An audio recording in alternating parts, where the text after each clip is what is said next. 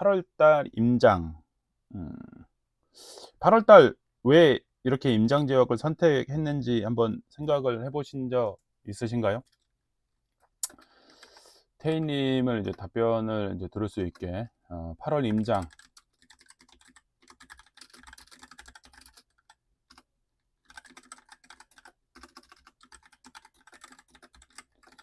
8월 달 임장 지역 왜 이렇게 선택을 했을까? 이 임장 지역에 대해서 제가 큰 틀에서 음 연간 계획을 짭니다.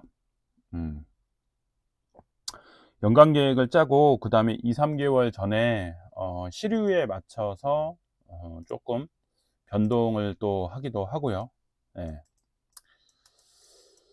그래서 인제 그런 상황들을 고려해서 했는데 8월 달은 이건 진작부터 계획이 돼 있었던 거고 한번 예전에 한번 음 올리기도 한번 했었는데 어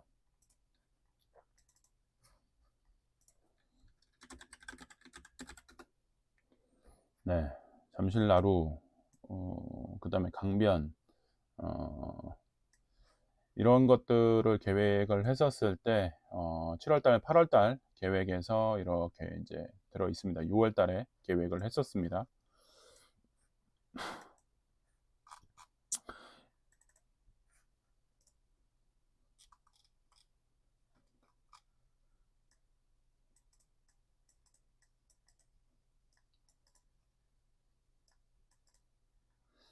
그래서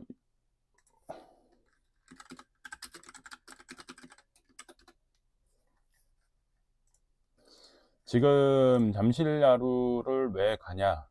제가 작년을 고려했을 때 8월 달 올해 8 월에도 어떤 변화가 있을지를 생각을 해서 8월 달에는 잠실 지역을 한번 쭉 보면서 '두 개 지역하고 비교를 한번 해 봐야 되겠다.'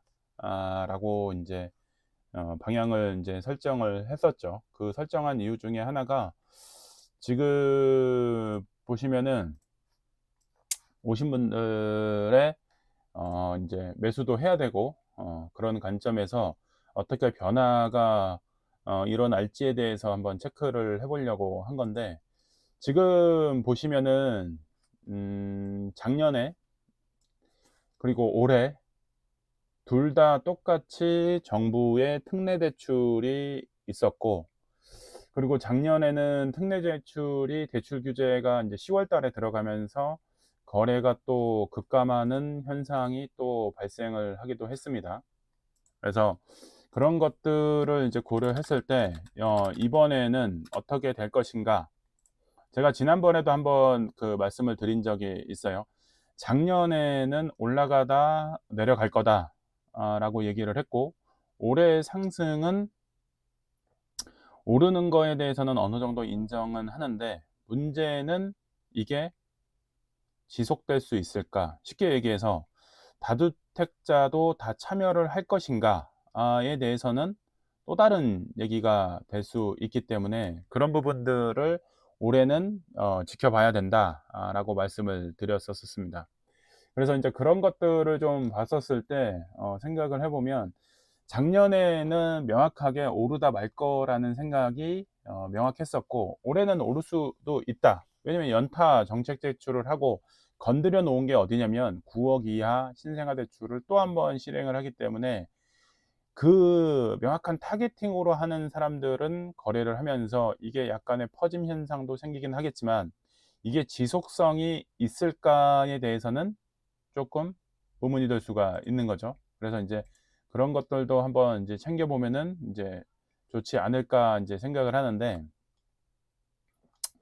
지금 여기에 보시면은 음 지금 이 부동산원 자료를 보고 있는 겁니다. 그래서 2024년 1 월부터 6 월까지의 거래 현황을 보고 있는데 7월 달은 또 어떻게 될지는 또 모르겠어요. 근데 1월 달부터 5,000건 서울 얘기입니다. 아파트 5,000 건, 5,000 건, 4,000 건, 6,000 건, 6,000 건, 6월 달에 8,000 건. 6월 달에 상당히 많은 거래량이 터진 게 맞고, 실질적으로 가격이 오른 지역들도 어 상당히 좀 많이 있었습니다. 근데 한 가지 또 분명한 거는, 오른 지역은 올랐는데 안 오른 지역은 여전히 안 오른 것도 몇 차례 이제 확인을 또 했었고요.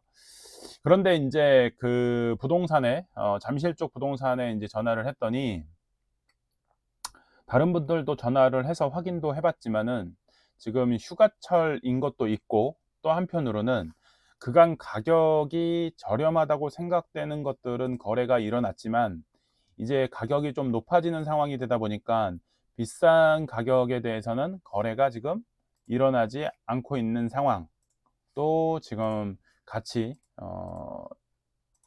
볼 수가 있는 상황인데, 지금 이 거래 현황을 한번 이렇게 인제 한번 봐 보면, 30평 기준편형 보시면은 7월 19일 날 거래된 거에서 21 층에 107 동, 107 동이면은 지금 역 바로 앞에 요 앞라인이죠. 선호 라인이죠. 1 단지, 1 단지, 2 단지, 3 단지 이렇게 구성이 되어 있는데, 지금 요 라인을 이렇게 보시면은 7월 19일 날 25억에 거래됐고, 그다음에 2 단지는 22억, 3 단지는 21억, 이렇게 인제 지하철역에서 멀어지는 순서에 따라서 가격 차이는 좀 있습니다.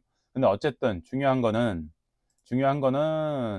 일단은 층별로 1 단지만 기준으로 했을 때 22억에서 25억 사이까지 이렇게 지금 거래된 모습을 확인할 수가 있고요.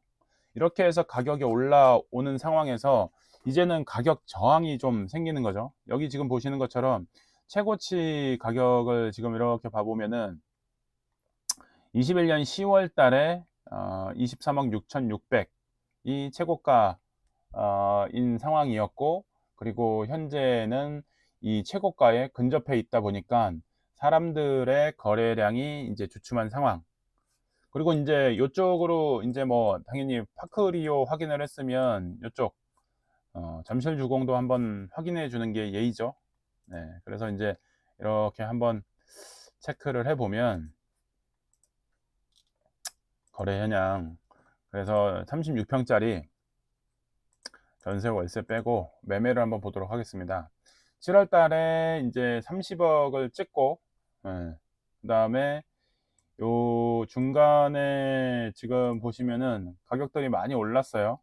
많이 오르고 나서 7월 달 7월 25일 날 30억 4천, 이렇게 지금 찍은 모습을 보이고 있습니다. 그리고 인제 층별로 인제 좀 상이한 모습이 보이고, 아직까지 인제 등기는 안 쳐져 있는 상황이긴 한데, 뭐 이거 계약을 했는데 설마 계약 취소를 하겠어요? 계약하겠지. 그래서 인제 30억 4천, 많이 올랐죠, 예전보다.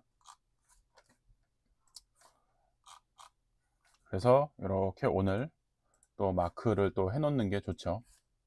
잠실주공 5단지 가격이 많이 올라왔는데, 근데 아직 에, 실거래가 정확하게 인제 완벽하게 되려면 등기까지 쳐져야 되니까 조금 더 봐야 될 것 같고, 그리고 여기 여기 평형이 잘못 찍혔네. 네. 최고가는 32억까지 갔었는데 지금 현재 30억까지 이렇게 거래가 됐습니다. 여기 보시면은 최고가 32억을 넘어섰죠. 32억을 넘어섰고 현재는 30억, 이렇게 지금 움직이고 있습니다. 그 다음에 이쪽에 엘스, 뭐 리센츠 하는데, 엘스 이렇게 봐보면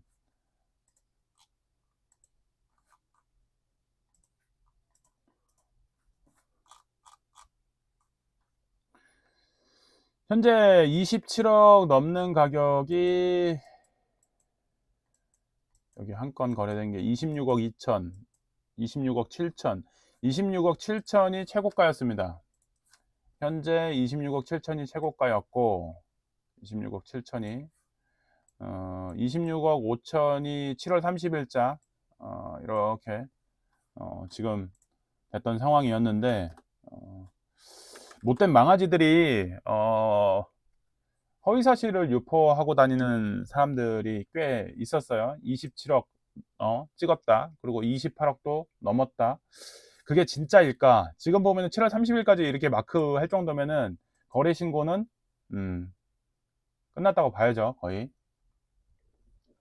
자기네들이 생각하는 것처럼 진짜 높은 가격이었으면 부동산에서 신고가 빨리 신고 안 할 이유가 없어요. 천천히 신고할 일이 거의 없습니다.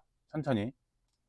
근데 이제 지금 이렇게 지금 봐보면 이런 것들 지금 호가는 27억이 나와요. 호가는 27억이 나오지만은 실거래가는 그렇게 나와 있지는 않는데, 이거를 실거래가라고 해서 호도를 해서 움직이는 흐름들, 이런 것들은 한번 신중할 필요는 있을 것 같아요.